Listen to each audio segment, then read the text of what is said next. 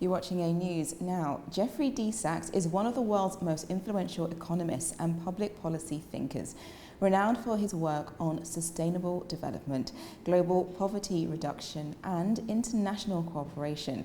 A professor at Columbia University and director of the Center for Sustainable Development, and also a UN advisor, he has advised governments and international organizations across more than 100 countries. Now, over the past 4 decades, Sachs has played a central role in major global debates on economic reform, climate policy, public health, and the UN Sustainable Development Goals. He has served as a special advisor to multiple United Nations Secretary Generals and is the author of several best-selling books, including The End of Poverty and, more recently, Ethics in Action for Sustainable Development. Known for combining economic insight with a strong humanitarian perspective, Jeffrey Sachs continues to shape conversations on how nations can achieve prosperity, stability, and sustainable growth in an increasingly interconnected world. He joins me now.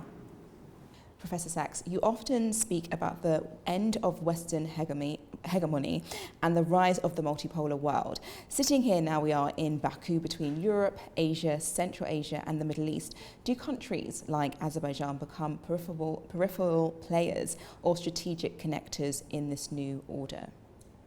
In the new order that I would like to see, which is a peaceful, multipolar, cooperating world, Azerbaijan and the South Caucasus would be natural, key connectors.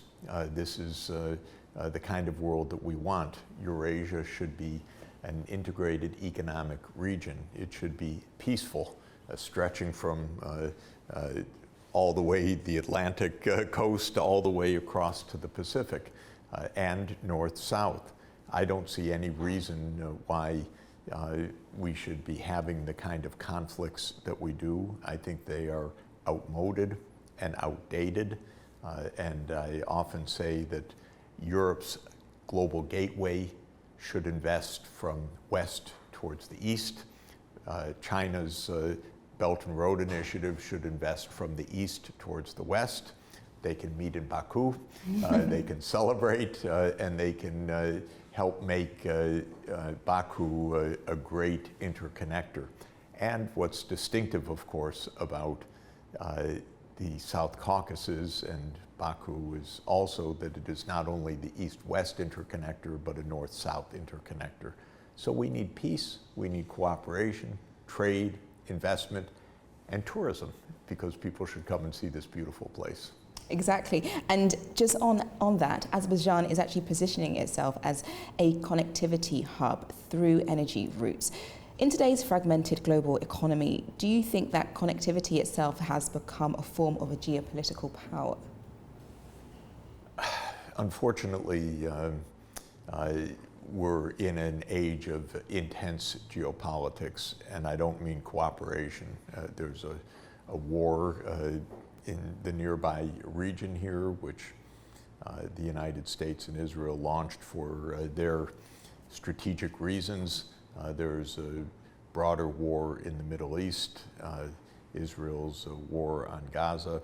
I'm not in favor of any of these military adventures. I find them very destructive and completely unnecessary. So we need peace.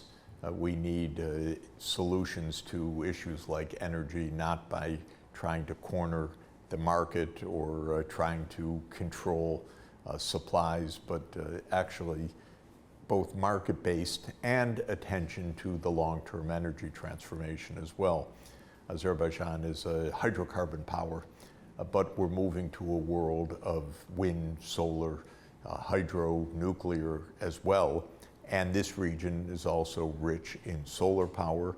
There should be a massive Central Asian solar industry developed, which would include the South Caucasus. So there's lots of good things to do. War, in my view, solves none of those problems, only sets us back. Yes, exactly, and especially now that there is peace in the South Caucasus, we're seeing a lot of movement within the economy in relation to trade and other opening of avenues. Do you find that once an end of conflict things have ended and things have turned, that governments and countries start to work better together in finding ways that they can actually bring us about a success, for example, especially when it comes to Azerbaijan and Armenia, for example? Would you say that's a good kind of protector or something that is often not seen, because of when conflict does end, it actually can bring more than peace, but actually prosperity as well? I have a basic economic principle, which is that neighbors should cooperate. In economics, we have our own gravity equation. Gravity operates most powerfully when the masses are close together, and as the masses separate, the force of gravity weakens according to the square of the distance, inverse to the square of the distance. So neighbors should trade, neighbors should cooperate, neighbors should make joint ventures. But of course, neighbors have disputes, like Azerbaijan and Armenia have had. Neighbors dispute borders and history and so forth. But overcoming those disputes is really important and strategic. You have 3 countries in the South Caucasus, Georgia, Armenia, and Azerbaijan. They actually share a common interest, even if they have feuded in history. The common interest is for this region not to be used and abused by any single power, not to be controlled by any single power, but for the countries of this region to be sovereign, to be able to have good relations with all parts of the world, not to be pulled into some new kind of conflict by great powers. The worst thing for countries is to become the place of a proxy war between major powers. So I always view cooperation of neighbors as important, not only to trade and share infrastructure, but to be told, to tell the other countries around, don't bother us, don't make us make false choices. We want, as the South Caucasus, good relations with Europe, with the United States, with Russia, with Iran, with China.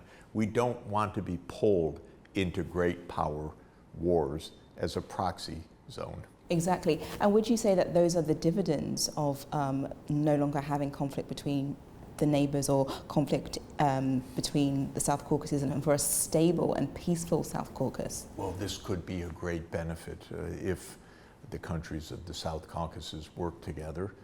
I have advocated that they do. There are major powers all around, Iran, Russia, Turkey. There are major countries. South Caucasus have a lot at stake. They want good relations with all of those.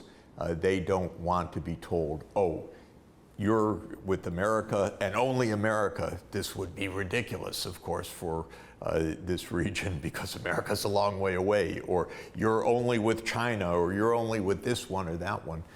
This neighborhood has been highly contested for thousands of years. These are ancient civilizations. Wonderful civilizations, beautiful places, which lots of big powers have said, I want that. So I think cooperation among the 3 would really help. And I believe that the regional neighbors, Iran, Russia, Turkey, and the powers farther away, China and the United States, actually share an interest in this place remaining peaceful and remaining a corridor as well as a hub, not a place of conflict. Yeah. Now over to what we mentioned earlier before, when it comes to multipolarity. This gives many countries more room for maneuver, but it can also bring more pressure and instability sometimes. How can a smaller or medium-sized states benefit from multipolarity and without becoming trapped in great power rivalry? And the reason why I say that is because I think we're seeing that play out, especially between the US and China, when we have a very dominant power, and you see another rising one coming up, and how the two interact in regards to that. We've just seen Trump obviously have a state visit over to Beijing to see Xi Jinping, and it's all of this kind of, not necessarily a tug of war, but a kind of who's who has the cards, who's able to produce the right type of trade, or who has the best stories. And I just wanted to hear your thoughts on that, especially when it comes to smaller and medium-sized states and how they can benefit from a multi-polarity in that. I think we're seeing a kind of balancing of these two powers.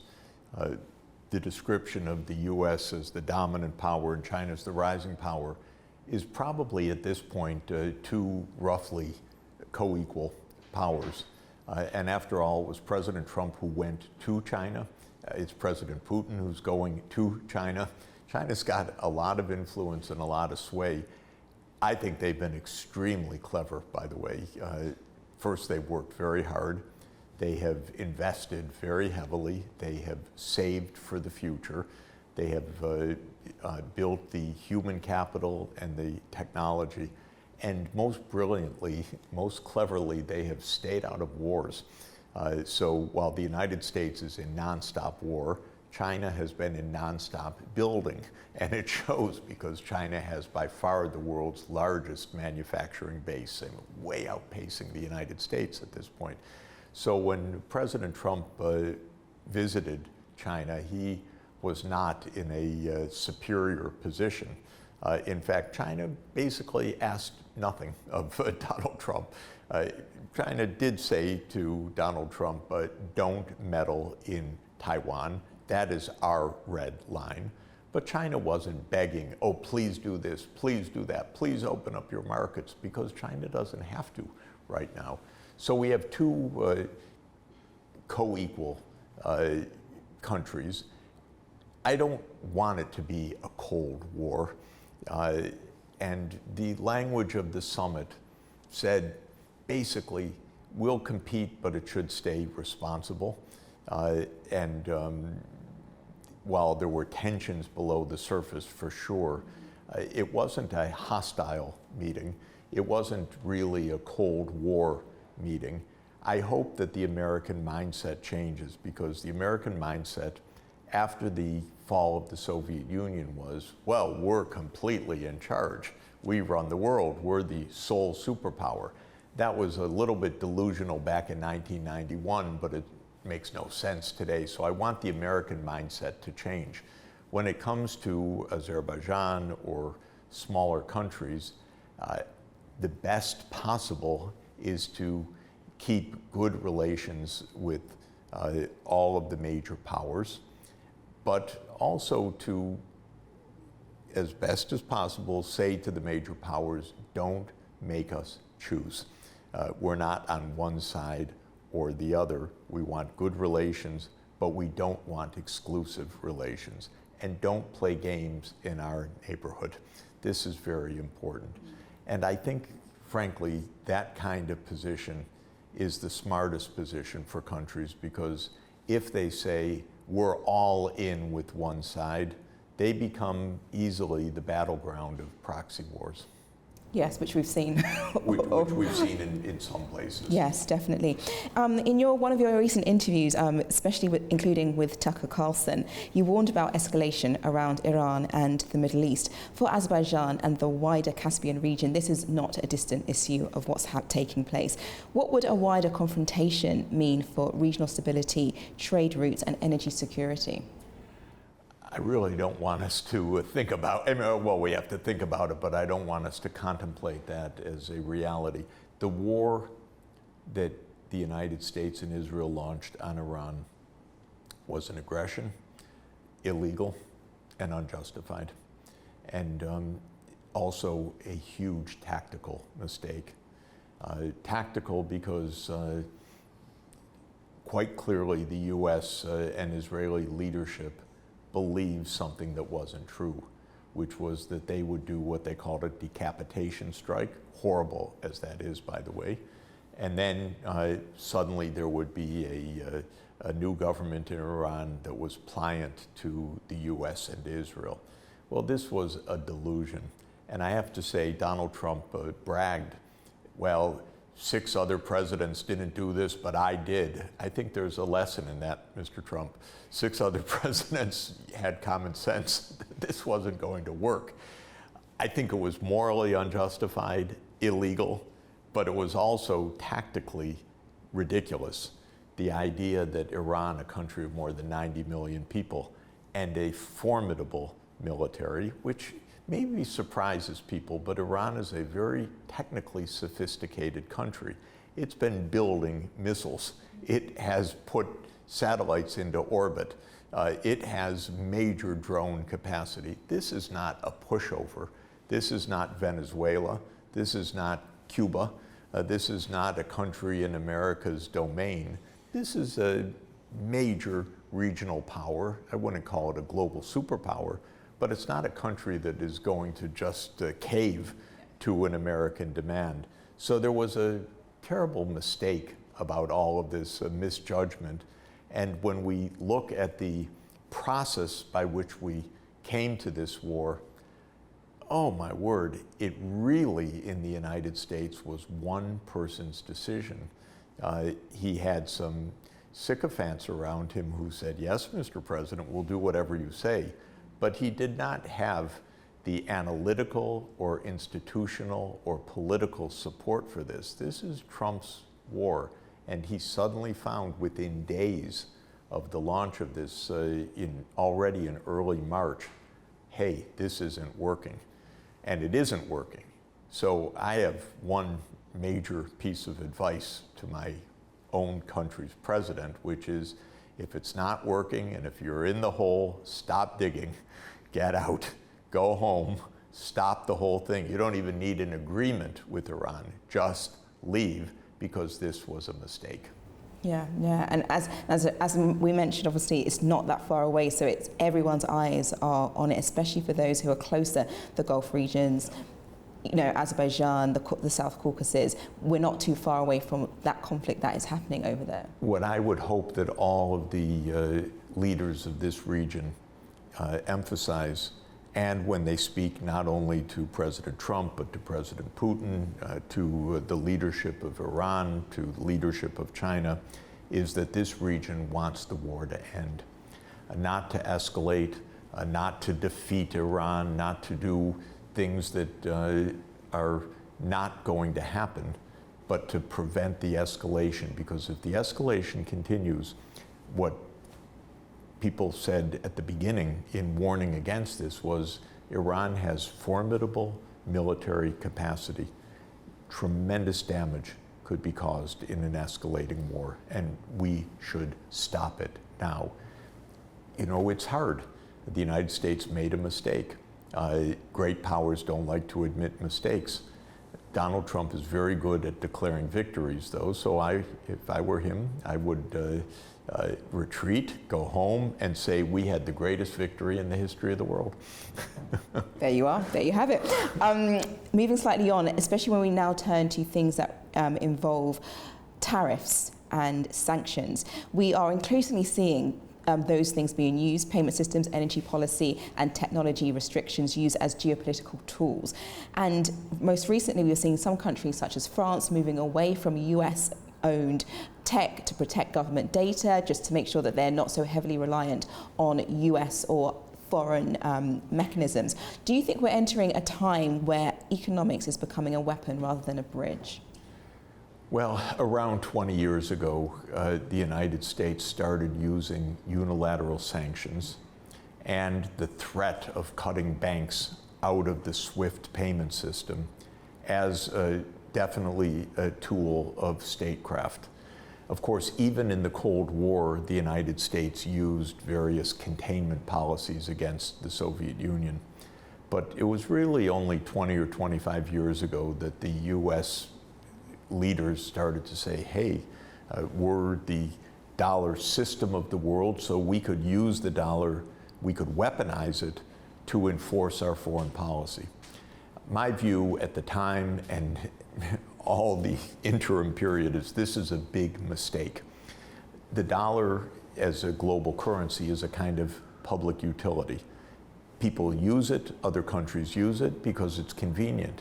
If suddenly your reserves are confiscated, if suddenly you're facing sanctions that you can't resist because your banks are dependent on the dollar system, this isn't a utility, this is a burden, this is a threat. And already the BRICS countries recognized years ago that the dollar has been weaponized and that there needs to be non-dollar payments, settlements, so that the United States can't just dictate the terms, not on finance, but on non-finance issues, on security issues, border issues, military issues. So the BRICS is moving pretty quickly. The BRICS countries are moving quickly to non-dollar payments. The renminbi is being internationalized. The idea of economics as a weapon is very strong in the American rhetoric, but to my mind, it's already outdated. You know, I'm an economist. I kind of resent all these political science types doing economics. Suddenly, they don't see trade as a mutual gain like I do as an economist. They see trade as a win-lose, zero-sum struggle. They want to use trade policy. They want to use financial policy. I say, hey, I'm an economist. You keep your hands off of my stuff, if I could put it that way. All of a sudden, they want to militarize normal economic relations. I don't like it. I think it's a very bad policy. I actually think it's already outdated because it's not as if the rest of the world sits back and says, oh my, what are we going to do? They're doing things. They're finding ways around it. Yeah. The idea that the US has definitive choke points is wrong, actually. Interestingly, President Trump took on his trip Jensen Huang from NVIDIA. Yeah. You know, they went to say, okay, NVIDIA chips, you can use them. And you know what the Chinese say? No, thank you. We'll use Huawei. You know, thank you for putting the barriers on. You gave us in advance notice that you have weaponized semiconductors. No, thanks. Yeah. So there are no choke points in this world. There are smart people everywhere. There are engineers everywhere. There's high tech everywhere.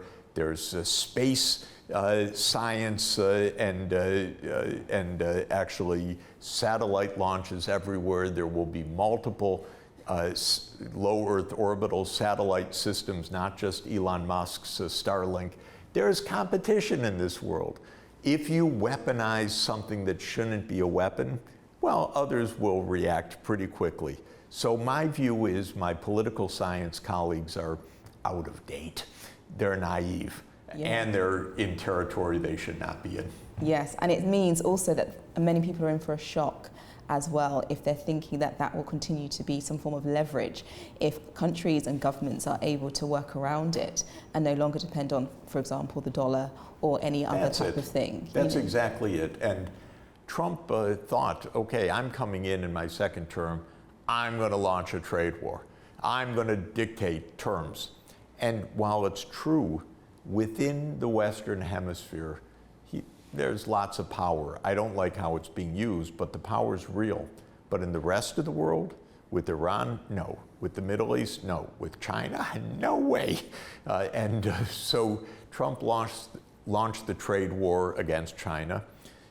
Within one day, the US had to back down. China said, okay, I'll match you and I'll raise the stakes, rare earth magnets. Now, who the heck knew about rare earth magnets before that? I certainly didn't, but I learned fast that China has actually something that it can double down on, and it quickly did.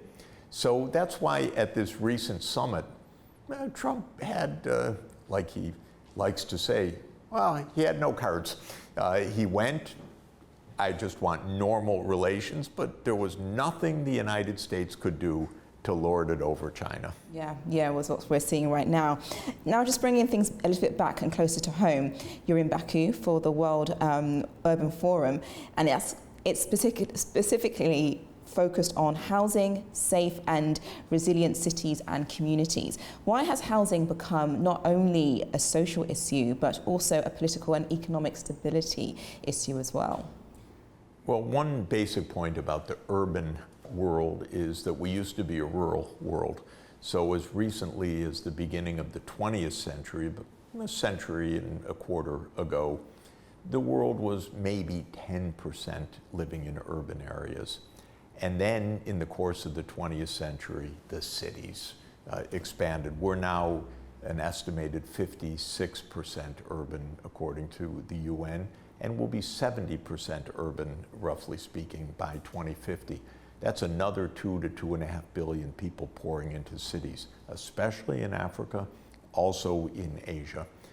These cities should be decent places to live. They should be healthful, they should be productive, they should have jobs, they should have physical infrastructure, they should have water and sewerage and digital and transport. And a lot of cities don't have any of that. They should have decent housing, not slums.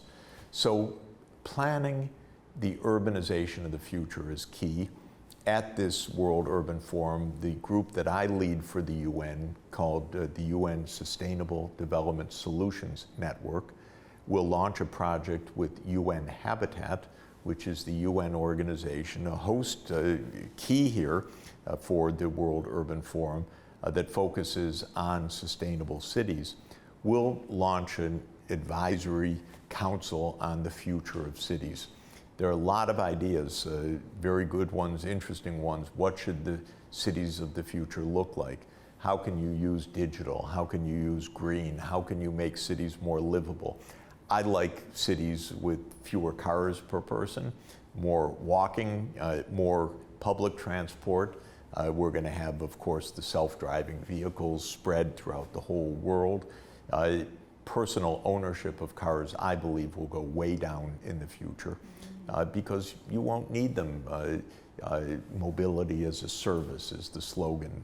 In other words, you buy the mobility when you need it. You don't own the car that sits in your parking lot, your driveway, your garage for 90% of the time. So I think we're going to have all sorts of innovations, and the World Urban Forum is a place to discuss those, and we'll be launching this initiative here. Yes, definitely. Well, thank you so much for coming to Baku and being a part of it. We love coming here, so very excited. Yeah, it's been great to have you, and thank you so much for taking us on that journey of questions and how this world that we live in is very much changing, but seeing how that impacts economies, housing, stability within regions, and border issues as well. So thank you very much, Mr. Pleasure Jeffrey to be Sachs. with you. Thank you. Thank you.